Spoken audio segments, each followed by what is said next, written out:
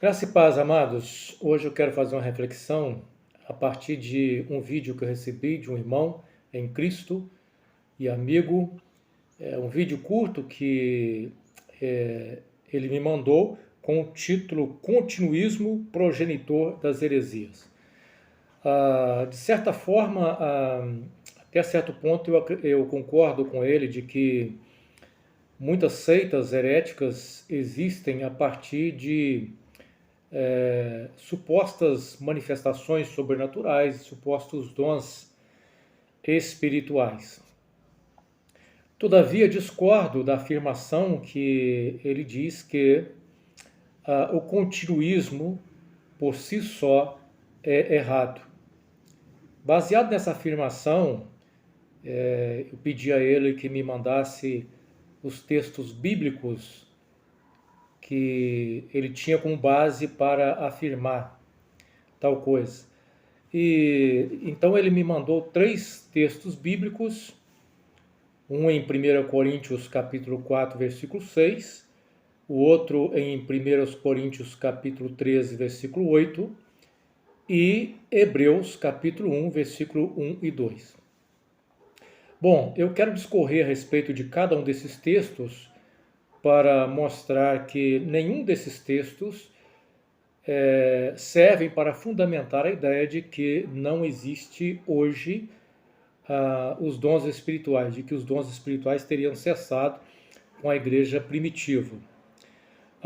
Antes de nós abordarmos aqui cada detalhe desse, precisamos dizer o seguinte: o fato de existir os falsos dons, por si só já deveria ser suficiente para dizer que existe o dom verdadeiro. Ou seja, o fato de existir o falso dom não quer dizer que todos os dons sejam falsos. Então, assim, o fato de existir, por exemplo, uma nota falsa, pressupõe-se que existe uma nota verdadeira. Então, esse argumento parece falacioso de que os dons falsos que geram as seitas heréticas seriam a prova de que os dons não existem, né? Mas ele trouxe textos bíblicos e nós vamos aqui falar então a respeito de cada um desses textos. O primeiro texto aqui que eu quero refletir com os irmãos é o texto que ele mandou de 1 Coríntios 4, versículo 6. Esse texto de 1 Coríntios 4, versículo 6, exatamente Paulo está escrevendo a sua carta aos Coríntios. Nós temos que saber que ele recebe algumas informações de algumas contendas, algumas dificuldades que estavam existindo na igreja dos Coríntios, e ele então escreve uma carta para orientar sobre as decisões a serem tomadas e como a igreja deve conduzir diante das situações. Mediante as cartas escritas, ele vai dizer que os irmãos não devem ir além daquilo que está escrito. Essa expressão, não ir além do que está escrito, nós precisamos compreender bem essa expressão para nós não confundirmos.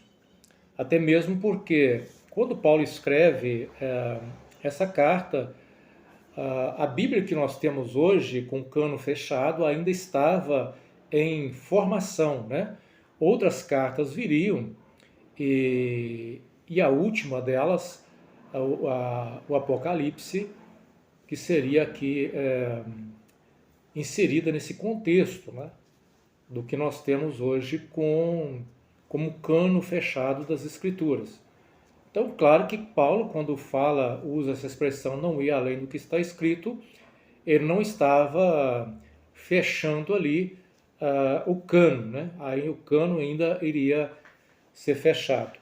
E claro que Paulo também não estava dizendo que eles só deveriam obedecer aquilo que eles estavam recebendo por escrito, porque Paulo mesmo, quando escreve a sua carta aos Tessalonicenses, a segunda carta aos Tessalonicenses, no capítulo 2, o versículo de número 15, ele diz assim: portanto, irmãos, tendo em mente todas essas coisas, permaneçam firmes e apeguem-se às tradições que lhes transmitimos, seja pessoalmente ou seja por carta. Então ele está dizendo o seguinte, que a igreja ela tinha algumas tradições que ela recebeu dos apóstolos, e algumas dessas tradições, orientações, costumes, não foram orientadas por cartas, mas foram orientadas oralmente, pessoalmente.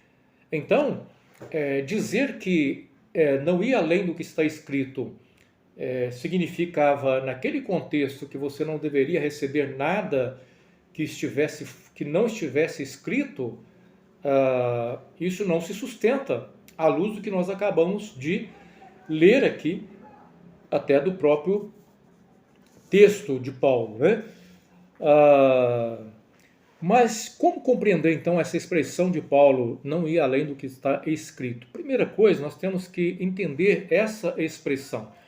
Essa expressão ela está ligada exatamente ao costume daquela época, onde as pessoas se firmavam um contrato, e esse contrato, após ser firmado e escrito, as partes que assumiam essa aliança contratual deveriam observar estritamente aquilo que foi firmado no contrato e que estava escrito, e que nenhuma parte poderia ir além daquilo que estava escrito sob penalidade.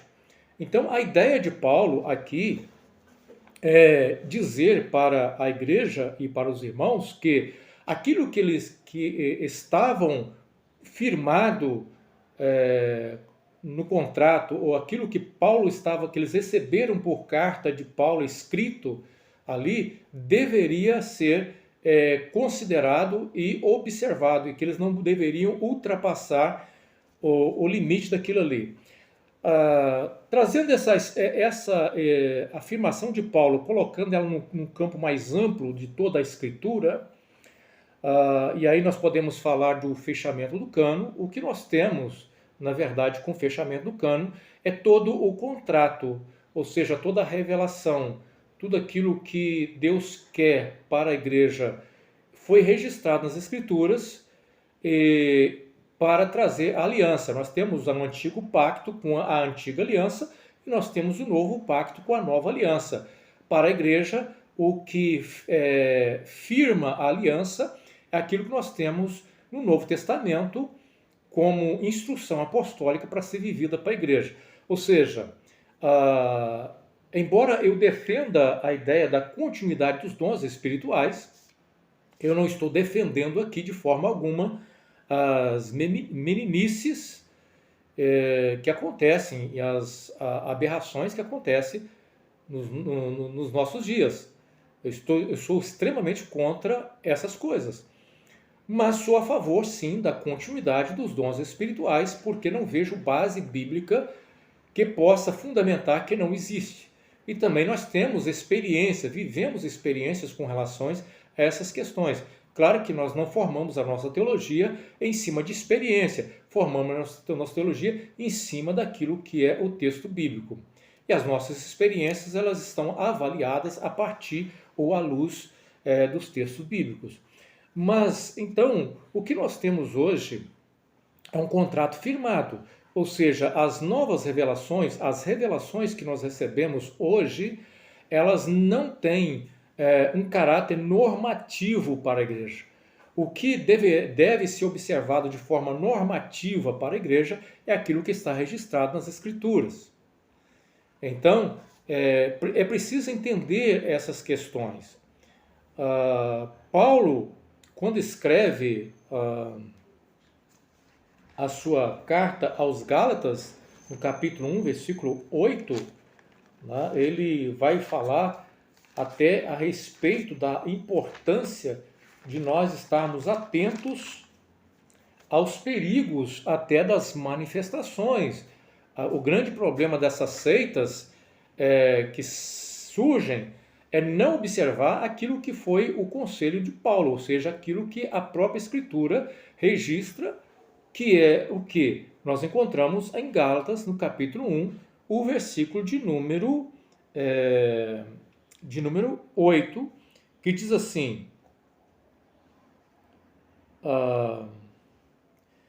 que seja amaldiçoado qualquer um, incluindo nós, ou mesmo um anjo do céu, que anunciar boas novas ou evangelhos diferentes das que nós lhes anunciamos.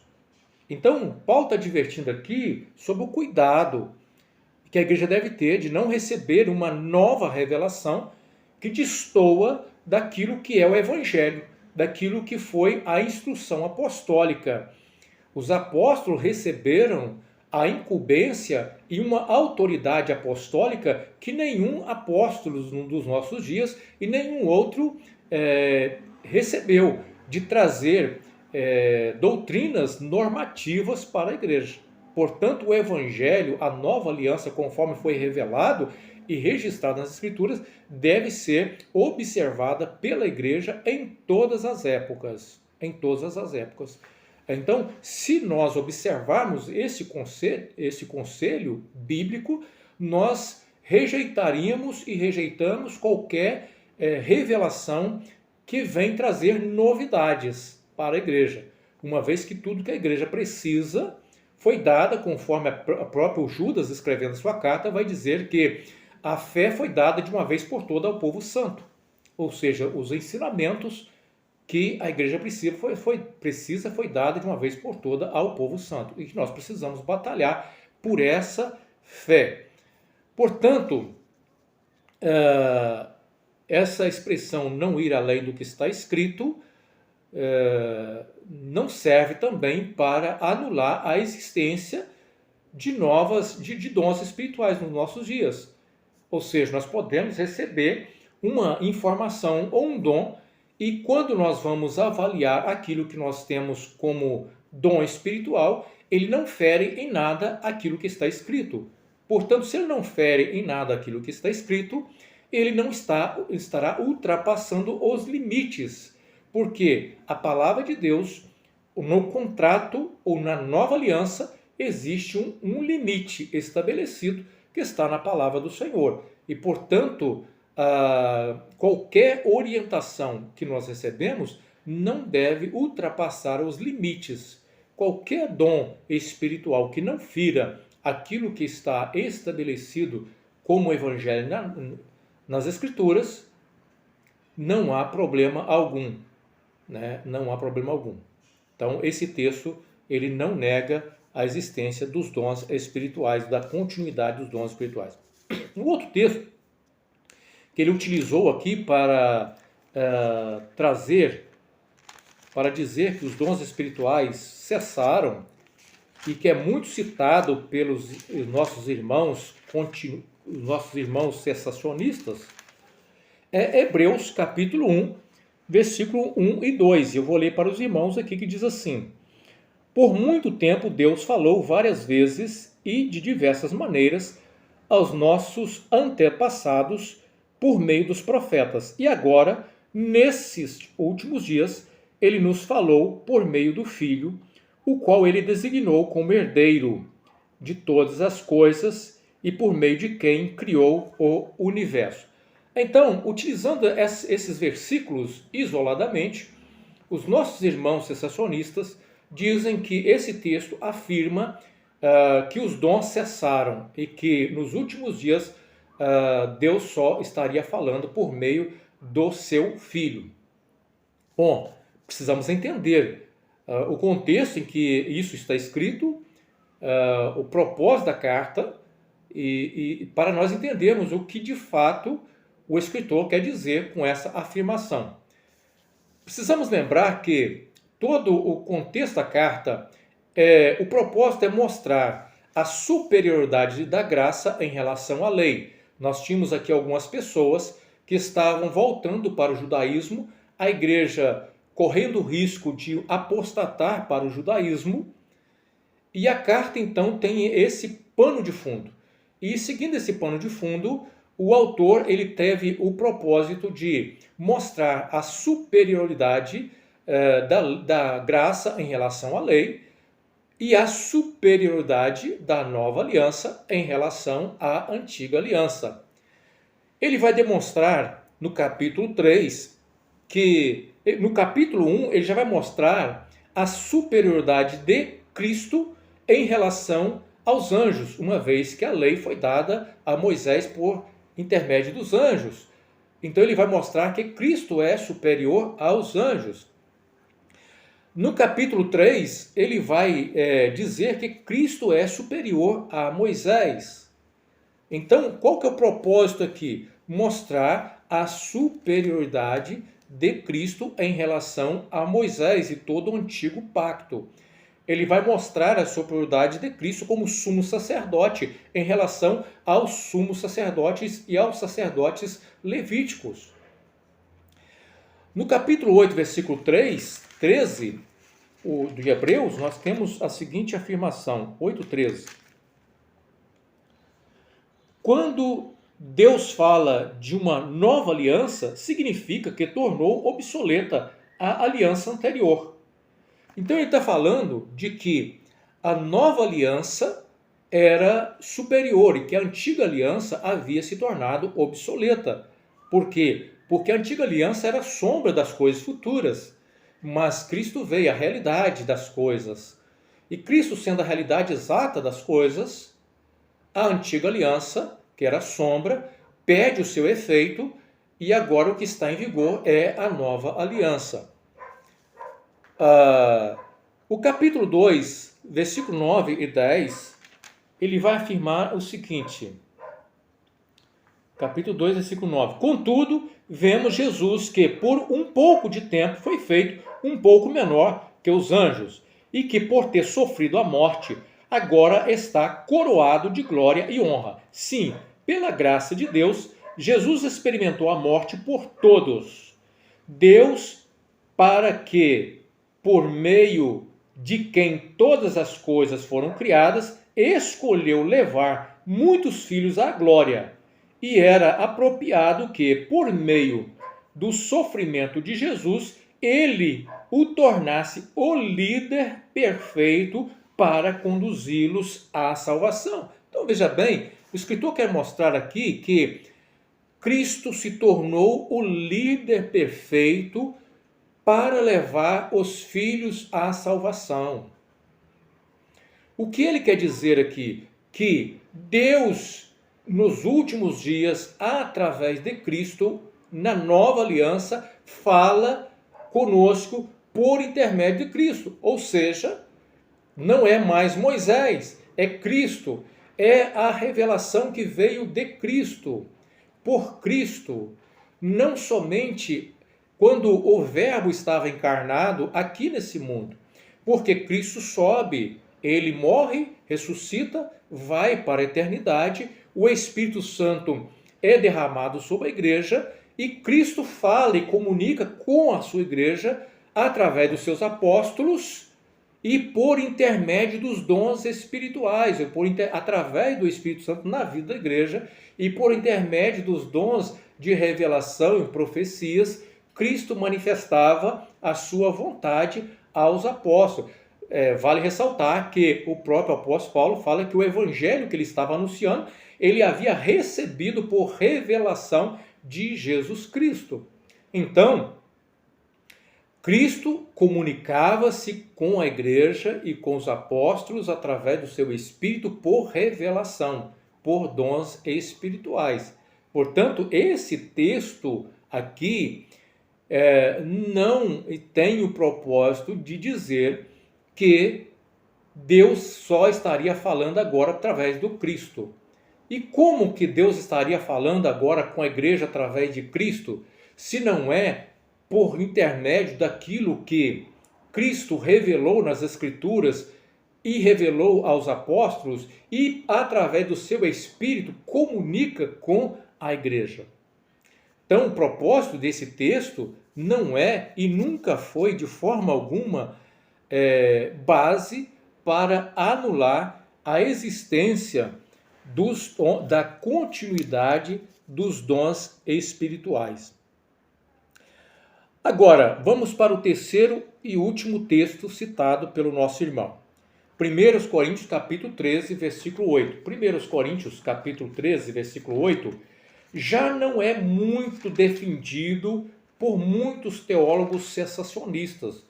Muitos teólogos sensacionistas já não utilizam mais esse texto como argumento. Então, o que nós encontramos em 1 Coríntios 13, versículo 8? Um dia, profecia, línguas e conhecimento desaparecerão e cessarão, mas o amor durará para sempre. Ora, o sensacionista, ao pegar esse texto, digo, não todo sensacionista, vai dizer que Paulo estava falando que chegaria um momento em que esses dons iriam cessar e não existiriam mais. Queria permanecer apenas o amor, ou seja, as línguas estranhas, e o dom de ciência ou o conhecimento iria cessar. Bom, se nós continuarmos lendo o que Paulo está dizendo, ele fala assim, agora nosso conhecimento é parcial e incompleto, e até mesmo o dom da profecia revela apenas uma parte do todo. Mas quando vier o que é perfeito, essas coisas imperfeitas desaparecerão. Então, o que Paulo está dizendo? Alguns vão dizer que o que é perfeito, Paulo estava querendo se referir ao cano fechado das Escrituras. Mas será que é isso que Paulo estava querendo dizer realmente? Será que Paulo estava querendo fazer referência a essas coisas? Veja bem, Paulo vai dizer o seguinte, no versículo de número 12, agora vemos de modo imperfeito, como um reflexo no espelho, mas então veremos tudo face a face. Tudo que sei agora é parcial e incompleto, mas conhecerei tudo plenamente, assim como Deus já me conhece plenamente. Ora, quando é que Paulo iria conhecer tudo plenamente? Será que Paulo morreu conhecendo tudo plenamente? Será que Deus não trouxe nenhuma revelação diferente daquela que Paulo havia alcançado, havia registrado aqui? Quando João escreve o Apocalipse, quantas coisas Deus revelou para João e que Paulo não registrou? Será que Paulo tinha recebido todas aquelas revelações ali? Realmente ele teria conhecido todas aquelas coisas? Ou será que Paulo não queria dizer que quando ele partisse desse mundo para estar com Cristo na glória, ele sim iria conhecer tudo perfeitamente? Claro que nós vamos fazendo a interpretação do texto, nós só podemos chegar a essa conclusão de que Paulo está falando de que nesse mundo, mesmo por revelação que nós recebemos do Espírito Santo, o que nós recebemos ainda é algo limitado daquilo que Deus tem para revelar a nós na eternidade. Ou seja, Paulo diz que as coisas que o olho não viu e o ouvido não ouviu são as coisas que Deus preparou para aqueles que o amam. Ou seja, na eternidade, as coisas serão conhecidas plenamente, enquanto aqui nós conhecemos de forma limitada as coisas que nos foi revelada por Deus e que estão registradas. Só conhecemos algo por limitação. Mas quando vier o que é perfeito, o que é perfeito? Quando Cristo vier e o arrebatamento da igreja acontecer, aí sim nós vamos conhecer as coisas plenamente, na sua totalidade. Essa é a ideia de Paulo aqui. E não dizer que haveria de ser cessados os dons espirituais com o surgimento ou fechamento do cano. Eu quero citar aqui alguns comentaristas bíblicos, né? Albert Banner, comentando esse texto, ele vai dizer que esse cessar aqui é uma referência a vida futura, eterna, a vida eterna, é esse que seria o cessar aqui. Cessaria esses dons, os dons estariam presentes na vida da igreja e cessaria exatamente na vida eterna. Adam Clarke, ele vai dizer o seguinte, que o conhecimento que possuímos aqui não terá utilidade no céu. Por isso, o conhecimento vai desaparecerá. Por quê? Porque esse conhecimento que nós adquirimos aqui não terá nenhuma relevância, utilidade no céu. No céu nós vamos conhecer as coisas de uma outra forma.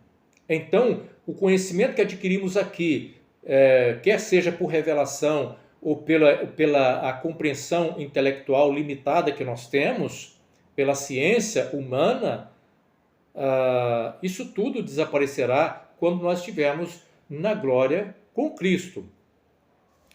Vamos ver o que John Wesley, aqui eu quero fazer uma citação de John Wesley, que eu achei maravilhosa, a citação de John Wesley, também tratando esse texto, abre aspas, a necessidade que a luz das estrelas se perde na do sol do meio-dia, também nosso conhecimento atual à luz da eternidade. Ou seja, ele quer dizer que a luz das estrelas ela acaba sumindo quando o sol do meio-dia ele aparece. Você não consegue ver a luz das estrelas, porque o sol do meio-dia aparece. A luz das estrelas é como que ela perde a sua necessidade naquele momento. Quando o sol do meio-dia ele brilha de tal forma. E que assim o nosso conhecimento atual seria também na eternidade, ou seja, o conhecimento atual desapareceria diante da luz da eternidade ou da revelação plena de Deus na eternidade. Então, o texto aqui também não é margem alguma para fechar o assunto dizendo que os dons cessaram com a igreja dos primeiros séculos. Bom, e aqui eu quero fechar esse meu argumento, essa minha reflexão, dizendo o seguinte: se a Bíblia não afirma que os dons cessaram e alguém afirma que os dons cessaram, esse alguém não estaria indo além do que está escrito? Esse alguém não estaria trazendo uma afirmação além do que está escrito? Eu creio que sim. Portanto, os continuistas, ao afirmarem a existência dos dons espirituais, por quê? Porque a Bíblia diz que nos últimos dias, o Espírito Santo seria derramado sobre toda a igreja, cumprindo ali a profecia de Joel 2. E isso acontece no Pentecostes, e essa seria uma promessa para os últimos dias. E os últimos dias da igreja, a igreja não se encerrou, a igreja ainda vive os seus últimos dias. Portanto, devemos compreender que todos os dons permanecerão ainda em vigor na vida da igreja, mesmo que em algum momento eles não são tão vistos e tão presentes por questões, às vezes teológicas, por questões de fé, mas não temos como afirmar que eles não existem. Esses sinais seguirão aos que creem, né? Marcos capítulo 16, embora a princípio essa afirmação é direcionada aos apóstolos do Senhor Jesus, né? Nós temos que estender aqui não somente aos apóstolos, porque o poder de Deus, o batismo no Espírito Santo, foi concedido não somente aos apóstolos, mas toda a igreja do Senhor Jesus. Então, não há como nós falarmos que aqui está restringindo essa ação apenas aos apóstolos. Vamos ver aqui.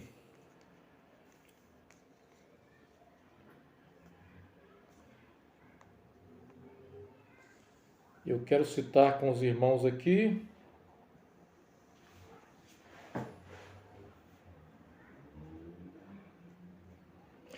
Olha, eu vou citar com os irmãos aqui, para os irmãos, Atos capítulo 8, versículo 4, falando de como Filipe, que era um diácono, anunciou as boas novas, o evangelho em Samaria.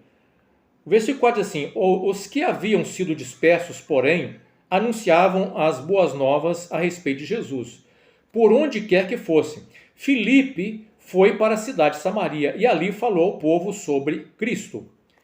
Quando as multidões ouviram sua mensagem e viram os sinais que ele realizava, deram tal atenção às suas palavras. Muitos espíritos imundos eram expulsos aos gritos e deixavam suas vítimas. E muitos paralíticos e aleijados eram curados. Ora, dizer que o dom de cura foi dado apenas aos apóstolos, o texto bíblico diz exatamente o contrário. Filipe era um diácono, recebeu o poder, a autoridade do Espírito para exercer também esses mesmos sinais.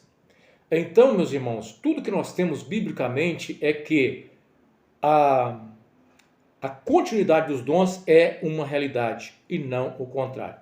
Espero ter respondido com um argumento claro a esses 3 textos que foram afirmados, e aqui que Deus possa abençoar aqueles que estarão nos acompanhando e possamos crescer sempre, né? Somos irmãos dos irmãos que são cessacionistas, cremos que somos irmãos em Cristo Jesus, né? Cremos que quando Cristo voltar, iremos subir todos juntos, dando glória a Deus, mas enquanto isso não acontece, nós vamos aqui juntos, crescendo, né? Compartilhando o nosso conhecimento para a maturidade da Igreja de Cristo e para a glória do Senhor Jesus. Que Deus assim nos abençoe em nome de Jesus.